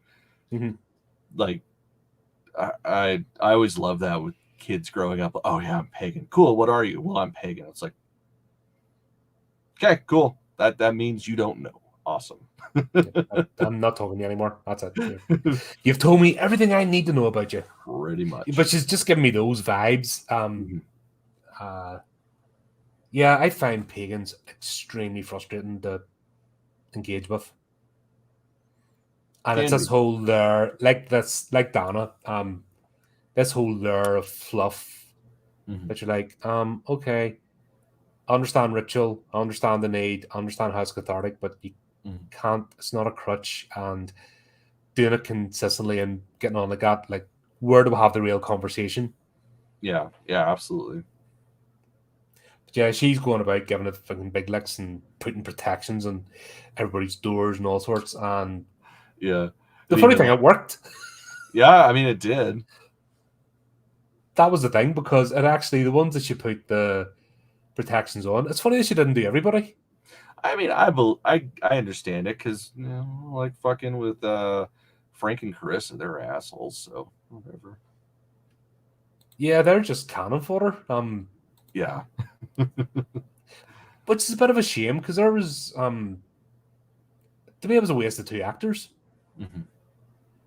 Yeah, because I mean, it did set it up to where it could have been really cool, because, like, you know, Carissa, she's a psychic that experiences shit by touch. So she sits somewhere, lays somewhere, puts her hand on something, and she essentially sees the past. And it's like, that's cool. And of course, like with Frank egging her on, like when she's laying in the bed, oh, who is it? Oh, that's so cool. It's like, cool, let's expand upon that. They really didn't. And I think what got me was they didn't use their powers. Like, this is a mystery. You know, at the end of the day, it's a murder mystery sort of adventure. That's why I'm saying the puppets, like Toulon and the puppets, were almost sidelined to the main mystery until they got brought back in, and we'll find out why. But why didn't they use the combination of their powers to find out what was going on? It just, I don't know. That's the bit I've just find difficult. But then you see the puppets doing their thing, and you don't care. I suppose. Yeah. I suppose that's what makes it. You're like, oh god, we're not stuck with these daft actors. Oh, it's Drillhead. Let's do it. Oh, yeah, fuck yeah. Yeah, but see, Knife Hand, he's running about, and actually the wards work, so that kind of answers the question: is it real or not? But the first victim's actually the groundskeeper, or sorry, the housekeeper. Yeah, who doesn't even die, which is fun. Wait, was it the groundskeeper? Yeah, never mind. She died. She died, and then yeah, it was the other lady that didn't die. She just went crazy. Yeah, good old Pinhead smacking her over the head with the fire poker. And you're like, why? Yeah, that was and also why we have to. We'll know why, but we wait to see everybody arrive. But it's like, what'd she do? You don't need somebody living to fucking help out. Never kill the help man, you know what I mean? Somebody's trying to do a job. Let them have a day off. Job done. Yeah, she ends up. Plus, you gotta clean yourself and fuck that. But we'll have to say the death scene with Frank and Carissa is definitely the most fun. Their boring missionary position, kinkiness. Yeah. Like, I just didn't believe it at all. Yeah. And, what was it? She's the first victim, the drill head. That was just funny. Right in the throat. Yep. It's like, yeah, that's good. But leeches don't hurt. I don't know why he started screaming with the leeches. Yeah, but these are like magical leeches, so it's different. Because that's the whole point. Then they get attached to you and you don't notice. And then you're like, oh, God. If you've ever been anywhere tropical, it's fucking not pleasant. Luckily, never had a leech. Yeah. Like, that would freak me. It's the same with ticks. Used to be bad. When I used to do a lot of stuff in the hills, ticks were the worst. And they actually bury themselves into you and you don't feel them. So his screaming over the leeches, like, really? Yeah, especially because he's blindfolded at the time. Like, he's not going to feel them. But man, he was definitely getting into having leech woman on him. Like that was probably the kinkiest thing he's ever experienced. Yeah, that was it. Like, you're just like, now you decide to overact, or was it Chris's character was the wooden plank? Because it's hard to tell with those two. Just I no mean, chemistry between them. yeah, they were in two different movies, definitely. Yeah, but it was still fun. Still a fun death scene. Oh yeah, definitely. Then we have this weird thing. Alex is terrified to hook up with Dana. She's offered herself on a plate, and he's like, "No." Does he know that it's a bad idea? And I wish I had his common sense in my younger years. I want to say yes, give him the benefit of the doubt, and yeah, I mean, we could have all used that. Everybody's been there. Yeah, like she's offering herself, and he's like, "No, I'm going for a walk. I'm good. You're too crazy for me." Yeah, it's because he's got his eyes on Megan. He's like, yeah, she's a widow now. I'll fucking take that. Yeah, he's wanting some of that. It's like, not something you cracking on with both, but hey, who am I? Yeah, that was a funny scene. Mm-hmm. And then who did she get? Drillhead goes to the other guy. Yeah, so she got Blade. She got Dana, yeah. Wait, no. It was Blade and Pinhead that took her out. Initially, it was Pinhead, and then, like he snaps her ankle. Oh, that's starts right. Yep, choking her out and shit. And then Blade shows up and gets her throat. Yep, true. And they're just busy getting dispatched one by one. Then the other dude, I can't even remember his name. He was a bit of a known entity anyway. Mm-hmm. Or am I mixing him up with the other? See, I watched 5 movies at once, and it's not good. No, so I'm remembering scenes from other movies, and I'm like, shit. Yeah, that was a bad idea. Kind of blend together. No, so it was just them. We had because ultimately the three of them end up at the table. Because Alex and Megan are running down the stairs, and he gets the flashes of, oh, they're all eating dinner. Yeah, they're at the dinner table. We need to go there. Because ultimately that's when Neil exposes himself as having used Toulon's magic to, he killed himself so that he could become immortal. Yep, and also cut off, and that's why he was able to cut off the second connection. Mm-hmm. See, that was the thing. I know they talked about it, but you didn't get the connection between the group. Mm-hmm. And I think we maybe should have played with that a bit more.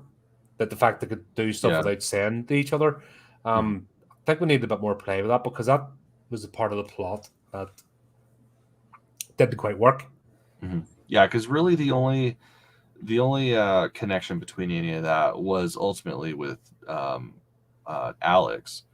He's the only one that sees like the collective group, whereas everybody else is kind of off in their own shit. Which would then beg the question, why not just take out Alex? Mm-hmm. Rather than going through this elaborate scene. If they had just taken, I know it wouldn't have made a movie, but logically speaking, it would have made sense to take him out. Yeah, pretty much. We never found out, because they started off talking how he screwed them over and he did this and he did that, but we never found out exactly what happened that made them fall apart. No, not really. Yeah, and they kind of talked. They joined him on his research, and then he did something to piss them all off, so they never wanted to see him again or each other at that fact. Yeah. But we never found out what the actual events would have. Flashback or something have helped. I don't even really think it's necessary, to be honest. I mean, sure, it would have answered that question, but we really didn't. Because I've just got. Sorry, go ahead. No, it's good. We didn't really get flashbacks of necessarily them. Period. We just got like the montage of all of them living their lives and then showing up. So it's like I don't necessarily think it would have been necessary. Well, my question is, because he's wiping them out because he knows, because of their psychic connection, which isn't really explored, it's just put out there, that they'll discover he has eternal life. But the impression I get is they don't care. He could have had eternal life, and they're so wrapped up in their own lives that he could have done whatever he wanted. Yeah, because we didn't get to see their investment. I think that's what it is. Yeah, because we didn't like. It would have been one thing if they were actively trying to find him and seek him out, and like they didn't know shit about shit. Like they didn't know where he was or anything. Like he sent out invites to bring them to the hotel, so it's like it's almost like a vanity thing where they don't give a shit, but he cared so much that he wanted to make sure that they couldn't come find him. Yeah, and that's a bit what kind of I find trouble, just jarring about the movie, the plot. If they had him more invested, or if I had a scene where maybe flashback that how they were invested in his research, because to me it just seemed like they didn't give a shit. They were with him at one point, and they quite happily went about their own lives without him again. So him gaining immortality, I don't think it would have occurred. Yeah.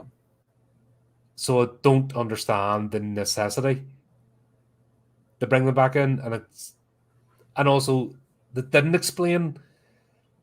I'm just surmising that because he killed himself, that's how he cut off a psychic connection. But was that what happened? I don't think that was actually explained. How was he able to hide himself? No, it was just assumed that because he was dead, that was the link to them. But do you know what I'm saying? They're supposed to be all connected. We don't see that connection between them. Even the two are they're supposed to be in a couple. I just don't get how I don't understand his urgency or his fear when leading up that moment of killing himself. If they're all cyclically connected, they would have known anyway. Yeah, and that's the thing. They didn't even know that he was dead.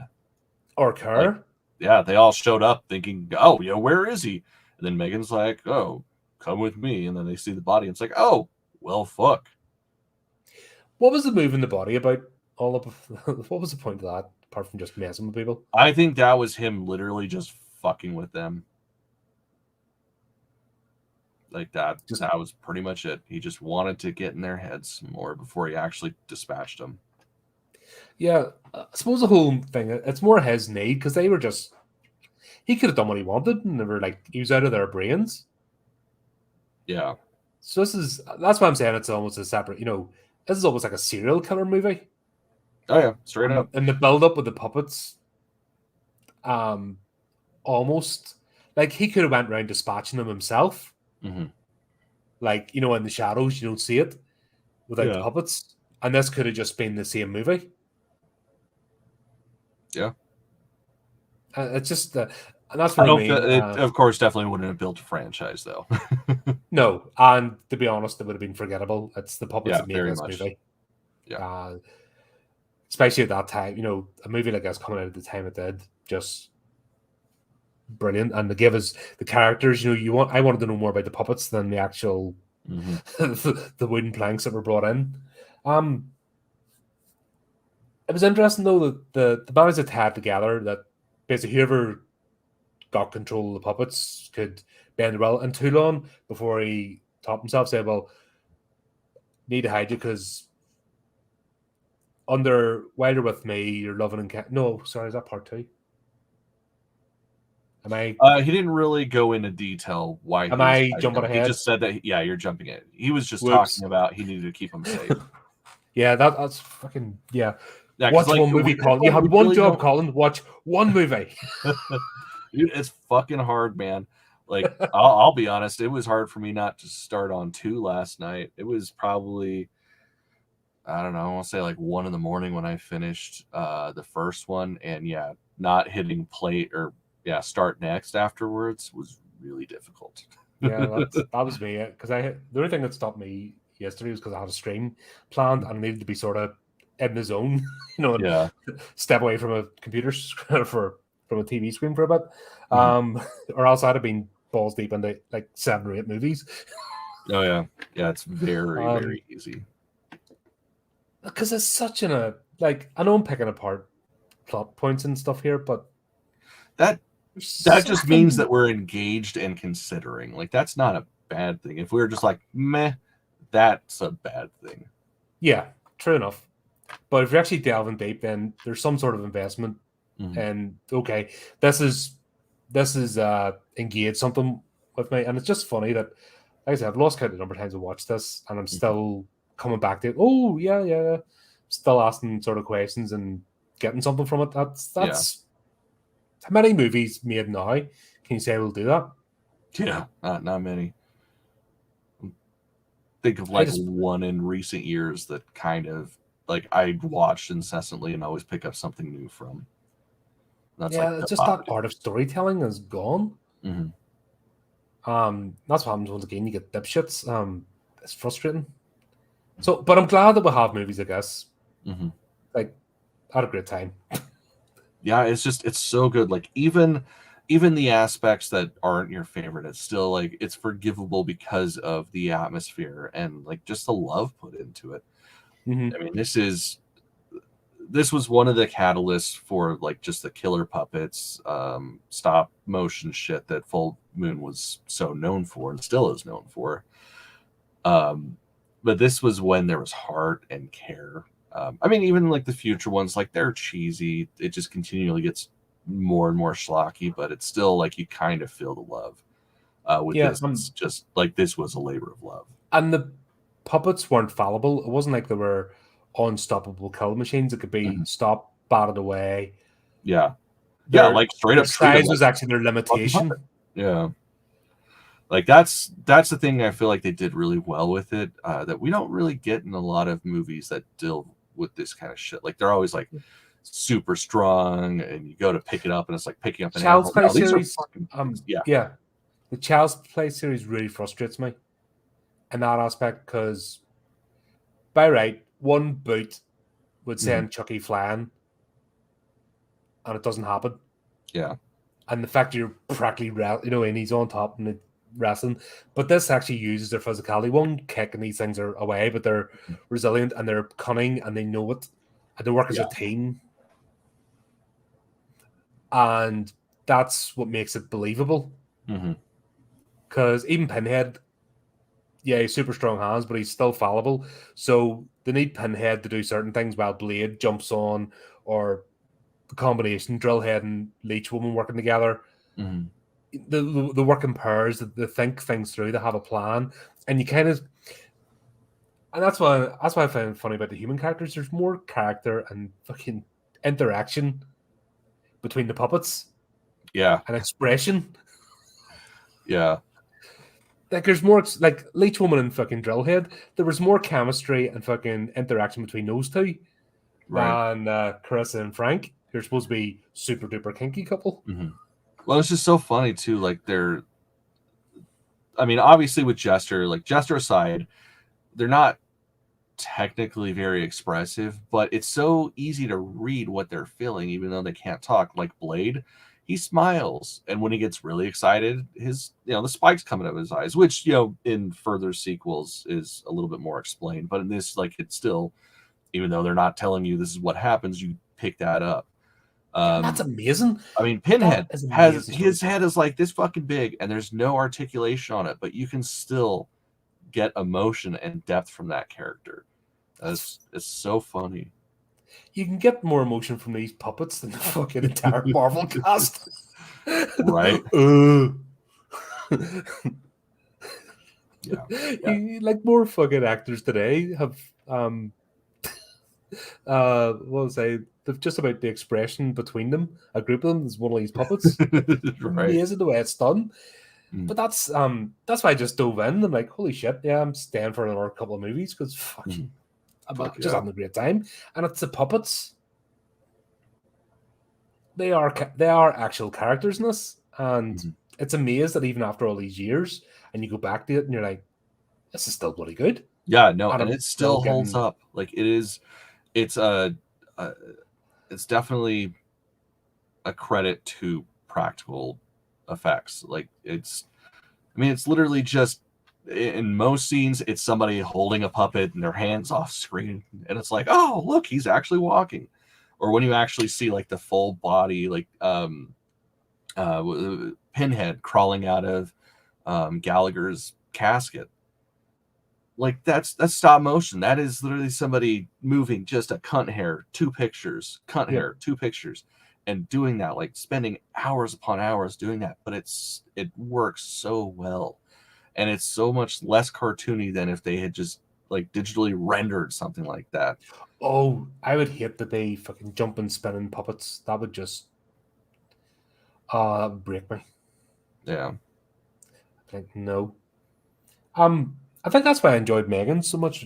We'll do a Megan tangent because we went to talk about Megan on this, but that's why I enjoyed Megan, because she was an actual girl in a suit and prosthetics, and you didn't get that schlocky CGI digital crap. You actually got a moving. Well, and that's the thing, like it's a perfect marriage between digital and practical. Like that's how it should be done. Like, of course, I'm always going to be like, oh, everything should be practical, but there's a limit to what you can do with practical. Yeah. If you use CG to clean it up, like that's when something's magical. Like and you don't know where and you don't know where the line crosses. That's the beauty. When you don't know where the line crosses between practical and CG, and it's done with heart, that's when, and that's my point at the very beginning. A matte painting draws me into a movie more than all the fucking rendered stuff today. That takes me out now. Like, I remember the first scene in Lord of the Rings with the the Two Towers, the Battle of Helm's Deep. Yeah. Or no, it was Lord of the Rings. Sorry, the initial one, Sauron's fucking attacking. I was like, yeah, I'm pretty sure that was the beginning. Yeah. Yeah, the very beginning. Sorry, my apologies. Yeah, like that's how the movie starts. Yeah, true enough. Yeah, but when you first saw that scene and you knew it was CG, and they told you, when you see behind the scenes and stuff, you're amazed. But they've fucking redone that so many times now for every fucking movie that it's just boring now. Crash. Crash. With that, it leads into the practicality. Like, yes, there's just this massive, war field and stuff, but as soon as it zooms in, everybody's practical. Yeah, you'll get that little bit of shit in the background to kind of fill space, because that's that'd be a lot of fucking extras. Yeah, but it makes you believe it. You need those 20, 30 extras to begin with, actually doing it, and then just don't do it like Rings of Power, where they actually copied and paste the fucking same 5 people in the crowd. Did you see that? Oh, fucking copy paste. That's like some shit I would do. Fucking copy paste. Yeah, exactly. I don't pretend to be a graphic artist or anything. Fucking hell. Right. But I'm like, hold on, you are supposed to be professionals. I'm just a numpty and a fucking making stuff on the cheap. And you can spot them anyway. But yeah, you need that. You need that magic. You need the curtain. You need the magician behind the curtain for movie magic. And you want to suspend disbelief. So after all said and done, that they have the final confrontation with Neil. And I actually thought, I remember when I first watched this way back in the day, I was a bit sort of confused, going, what's your problem? It makes sense, though. It's not even about, I don't think the other psychics were an actual threat. I think it's more his madness and neuroticism. And it's like, God, there was another podcast I watched on Friday, and they were talking about, Soho? What was that one? Last Night in Soho? Yeah, Last Night in Soho. And they're saying, that's a terrible message to put out there about why she was killing everybody. I was like, it's a serial killer. They will justify anything in their head. So yeah. It doesn't mean it's the actual message. A serial killer will fucking make up anything. And as long as they believe it, it justifies their action. This is the same with Neil. He wants human puppets to play with. And what better than the people he has most disdain for or feels that are a threat to him in terms of his gloriousness. He wants to take them off the board just because they exist, and they don't give a shit about him. Yeah. And I've made this point actually in the podcasting world when I'm talking to artists, that don't be afraid to step up, because it's going to happen anyway. The minute you put yourself out there, the minute you start shining, there's some jealous little dipshit's going to try and take you down. Yeah. You just got to be aware of it and just not give a shit. This is this Neil guy. They're not thinking about him, but he's thinking about all of them. Oh, yeah. and he's justifying in his head why he has to take them out, but it's not the reason. That's why I'm saying the serial killer mentality. There's not a moral message here. It's a fucking lunatic who is drunk and power for the sake of it, but is not. It's so empty that eternal life means nothing anyway. Yeah. Because if you have a full life, well, fucking who, you know what I mean? You cock it, you cock it. At least you're not thinking about death. You're like thinking about, oh, enjoying right here now and making the best I can. But people like that are broken. And he's obsessed over them while they're just getting on with their lives. And that sort of comes full circle at the end. And he wants to dominate them in death. But I think we needed to find out what happened that made them break apart. Well, I think we needed something. I don't know. I mean, it's explained and it's not explained. Like the whole thing is just his arrogance and how he only gives a shit about himself. Like, I mean, that's, as far as I'm concerned, that's good enough reason. Like, I've cut people out of my lives for the same fucking thing. Like, they're just so far up their asshole that they don't give a shit about anybody else. You know, why would I be in the picture? So it's like, I'll forgive that. Like, of course, it'd be cool to know what actually happened. Like, what that would have been just a cherry on top, I think. Yeah, definitely. Because there was plenty of time in this movie to do it, and they weren't afraid to use dream sequences and flashbacks. So going back to that scene when he was alive and the moment there's something that made them all, because he had to have done something really bad for them all to up sticks. You can understand one person going, I'm out, and somebody still being loyal. Like, I don't see Frank and Carissa, they're just as narcissistic as him. So what did he do that would put those two off? See, and I could totally believe it if like Alex and Dana just like fucked off. They'd be like, yeah, those two would make sense because they have consciousness. They actually have feelings. So yes, but what Frank and Chris are the two? Exactly, they are narcissistic, like I said, people. So they would have just leaving just because the other two left. They're like, I don't want to deal with this guy. Fucking. But I could see them similarly just staying because what's wrong with them two? Great power, you know. Go with the strongest voice, sort of thing. Don't know. I think I just would have been intrigued to have some sort of scene that spelled out the instant what made him, you know, just to see the evilness, because we see the aftermath and his evilness, but there had to be a hint of that before.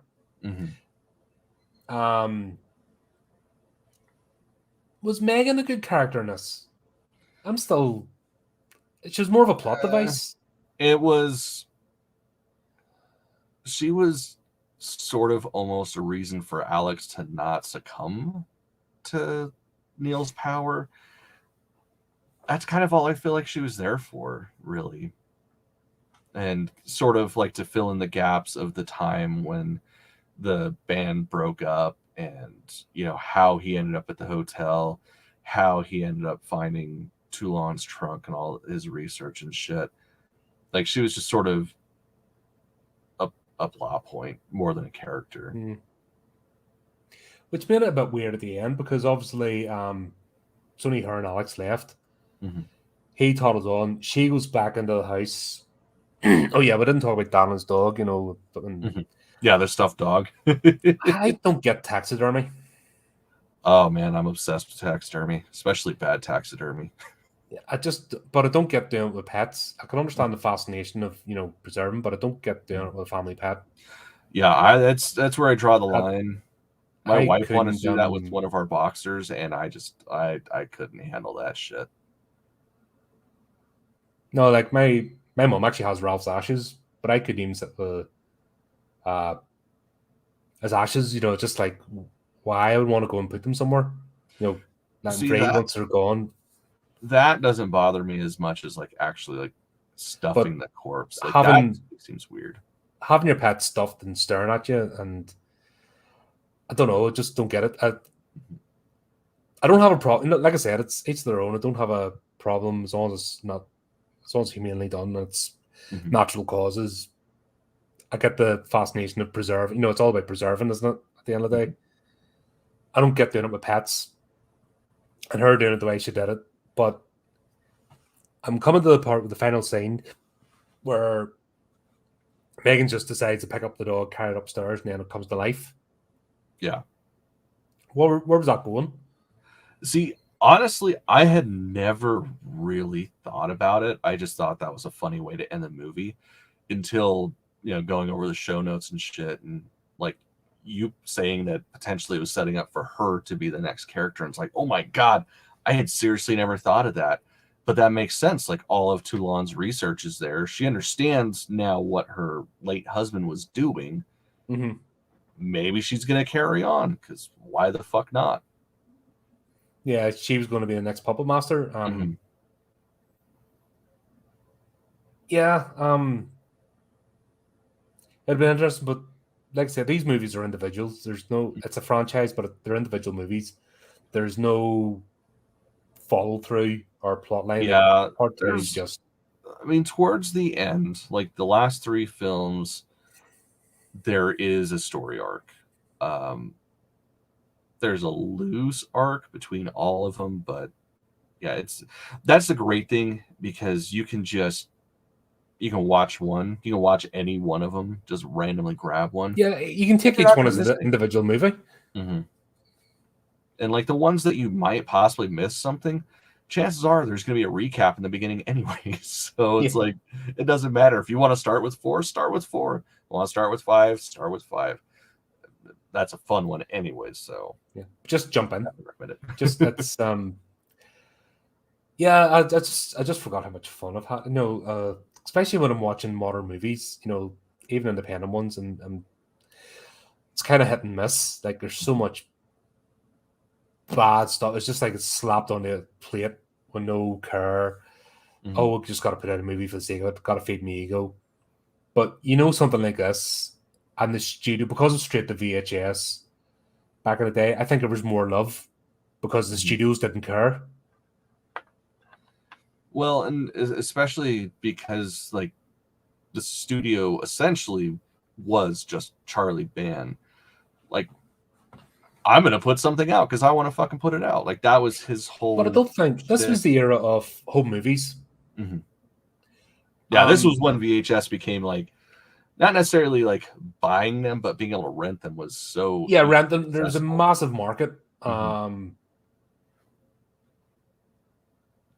But we never got the figures. I suppose it's harder to collate. It's easier with box office tickets. But I don't think we'll ever get the true figures of. No, of course not. VHS, because there's so many independent stores now paid so much for the rental, and that probably be impossible to collate. But I imagine. Oh, definitely. Because this was an era of the 80s. We talked about it when I reviewed X. My apologies. They were talking about that. The era of the home video was groundbreaking.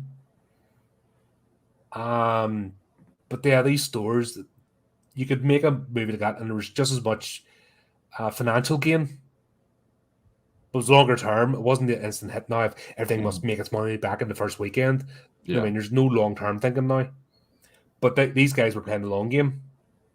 Oh, yeah. Because you go to a video store and for a fact you see a row of Puppet Master movies, you're picking up 2 maybe for a weekend, renting them. Oh, absolutely. And you're picking up the next 2. It's, I mean, shit, that's how I first watched it, was that box, man. I was like, oh my God, I want to know what that is. Yeah, and the imagery and the posters when you come in, and it was a new series, and the posters up, and like, holy shit, I want that. Yeah, I miss those days. Yeah, I used to go, of course, to like the mom and pop things. Like, I mean, pretty much anywhere had them. Like, one of my favorites was a local grocery store that's no longer around. They used to have rentals, and they hung in there pretty long too. Like, they probably stopped doing it about the same time Blockbuster was going out of business and shit. But yeah, going like to the mom and pops, like they would just have like the most random shit. I miss that experience. And Blockbuster especially, like, I know that was a chain, but like they always had like the greatest horror selection. Like, at least the one I went to, it was always just pretty much an entire wall was. There was more, and some because there's some movies like I know a lot of independent ones like where I grew up, and some would have it behind the curtain, and they made it almost like you get into the theater itself. to go to the horror section, there was always that wee bit extra put into the horror section. It always had its own corner, and it's almost like if they could change the carpet and make it its own thing, they would, because you were stepping into something else. You had your generic slop at the front of the store and the kiddie stuff and that, and everyone walked up, but there was almost something special about walking to the horror section. Oh yeah. And I think that's why it's synonymous with that time and going back, and I think that's why we have a love for it. You can't put it into words. It's just well, maybe somebody else can apart from me, but just something magical about the whole experience. Yeah. And a pity younger ones today don't have that, have never experienced that. Right, because now it's just a fucking thumbnail on your TV or even on your goddamn phone. A lot of people watch it on their phone. Yeah, but you miss the whole, like the posters. Horror movie posters were the best. Like you saw your generic action flick was your generic action flick, whatever, but the stores never put those up. They were never interesting. Yeah, that's like the kind of shit that stayed outside. Yes. Like that was on the windows to draw the normies in. But the real posters, and they keep shit up too. Like even if it wasn't a new release, it's like, oh, that's a cool poster. Now we're keeping that shit up. Yeah, absolutely. And we loved them for it because you always went for it. You found a poster yet? Did you ever do that? Oh, yeah. Oh yeah, that and like the cardboard cutouts. Like, it's like, oh yes. What are you guys gonna do with that? We'll take it. Yeah, man. I wish I still had my cutout collection that I had. Fucking. God. I never had the room for cutouts, but posters definitely. That was a must. See, I had a few movie ones and also video game ones because I got to be pretty good friends with the people that used to work at one of the game shops by me. So I had a lot of cool shit. And then, well, X's are X's for a reason. Yep. You know nothing about that. Not at all. We know what you're talking about.